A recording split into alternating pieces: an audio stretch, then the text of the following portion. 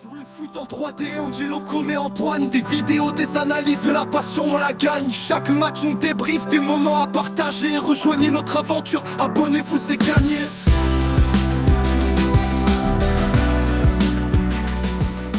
Chaque match, Bonjour à toutes et à tous, bienvenue pour une nouvelle vidéo en 3D.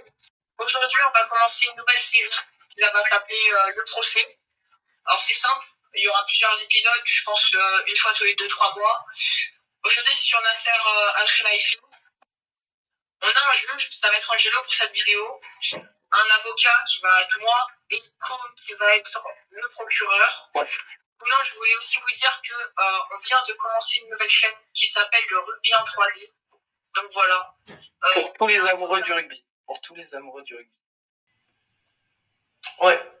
Du coup, aujourd'hui, on va faire Nasser. Donc toi, tu es le juge et tu nous expliques comment tu vas juger si ça va être partial ou si on t'a payé. Est-ce que donc... Ok, ton jugement va être sans être payé, c'est ça? Ok. Bah du coup, je vais commencer à donner mon avis. D'abord, un petit point sur l'histoire. Nasser est né le 12 novembre 1973 d'un père pêcheur de perles. Il est très ambitieux d'après son cousin. Il commence le tennis à 14 ans et finit professionnel de ce sport, où il est le seul Qatari à avoir participé à la Coupe Davis. Donc le 30 juin 2011, comme vous le savez, QSI arrive au PSG, ils achètent 70% des parts de cette équipe et ils le mettent à la tête de cette équipe et il va fixer des objectifs mondiaux à cette équipe. Alors, moi personnellement, je les ai toujours pas vus, les objectifs de classe européenne déjà. Donc classe mondiale, peut-être qu'il va falloir attendre un peu. Ça fait depuis 2011, donc 13 ans quand même. Alors, 2011, hein, le projet QSI. Donc Nasser, qu'est-ce qu'il a fait avant d'entrer dans le foot? Rien. Jamais ça a été un directeur, entraîneur, il a jamais joué au foot enfant, donc voilà, déjà un point. 2, il s'occupe de la fédération qatarienne de tennis, ça lui suffit pas le PSG? Je crois pas, non. Je crois que c'est le représentant du Qatar partout, je sais pas. 3, tout le monde dit il ramène l'argent et tout. En fait, le Qatar, ils ont juste à mettre un autre président, il y a toujours l'argent du Qatar, donc vous défendez le Qatar. 4, vous dites qu'il a ramené des grands joueurs, c'est Leonardo qui les a ramenés. Il a ramené de 2011 à 2013, il a ramené Ibrahimovic, Cavani, Silva, Verratti, Matuidi, Marquinhos, Massuel, Mota, Pastore, Lucas Moura, Lavezzi.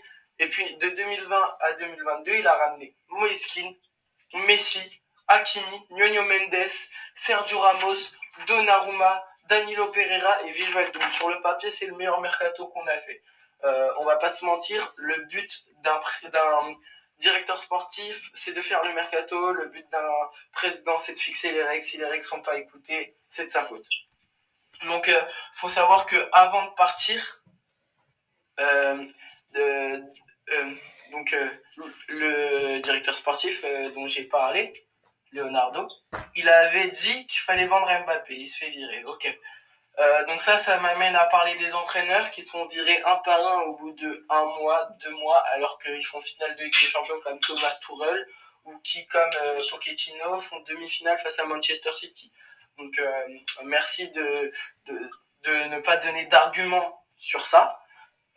Ancelotti qui a été notre meilleur entraîneur viré au bout de 2 ans, 2 saisons Ancelotti. Donc alors que c'est l'un des meilleurs. Bon, Ancelotti à l'époque c'était pas ça. Ouais, c'est devenu le meilleur. Après, on va pas parler des affaires, mais je vous rappelle que Mbappé est parti gratuitement, on lui doit 55 millions. Sauf que lui, il a dit dans une interview qu'il voulait partir depuis la Coupe du Monde, depuis 2022. Sauf que le Qatar, sauf que Nasser l'a forcé à rester au club. Après, Verratti a eu cette affaire il y a pas longtemps, il y a quelques années, pour le FC Barcelone. Il voulait partir, il a été forcé. En 2022, Coupe du Monde, il est la France, donc le procès de la France vient annoncer que en fait, lui, ce monsieur, aurait corrompu des gens, il aurait aussi séquestré des gens, etc., etc. Il aurait eu des affaires de sextape, donc c'est pas un bon mec. une valisette rouge qui pourrait retourner tout le football européen. Je t'avoue que si t'es séquestré pour ça, je serais pas content.